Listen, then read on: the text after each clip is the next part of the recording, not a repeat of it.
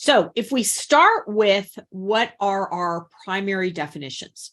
So our first one is, what is a sale? Because we don't have sales tax if we don't have a sale.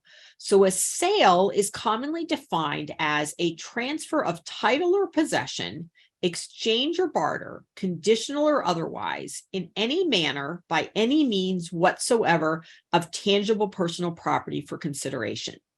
So there are a couple of key phrases that I've bolded on this slide. So the first is a transfer of title or possession. So I just mentioned this in Illinois. The definition of a sale in Illinois simply has transfer of title.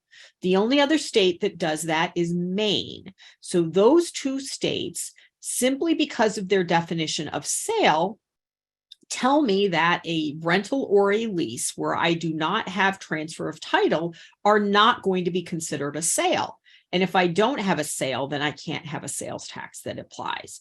Every other state has title or possession included. The next bolded phrase, tangible personal property.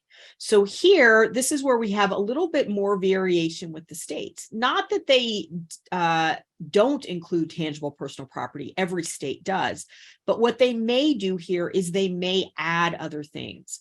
For example, states that have a broad tax base and include services, like South Dakota or Hawaii or New Mexico, they're going to say tangible personal property or service. And then there are other states that have a more restricted tax on service, where they may say tangible personal property and delineated services, or they may simply include them right here in this definition. So you want to look at that to know how broad or how narrow their definition of sale is. And then the last one is consideration.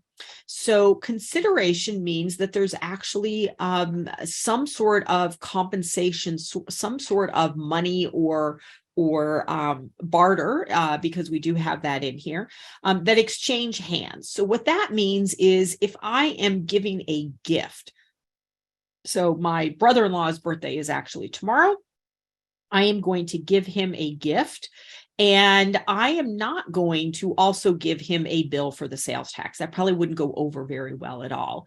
But what happened is, I, as the donor, was the one that made the sale or participated in the sale. I made the purchase. And so the tax is going to be at that level, at the donor, at the giftor level, rather than on the donee or giftee level. And so that is why we need to have consideration.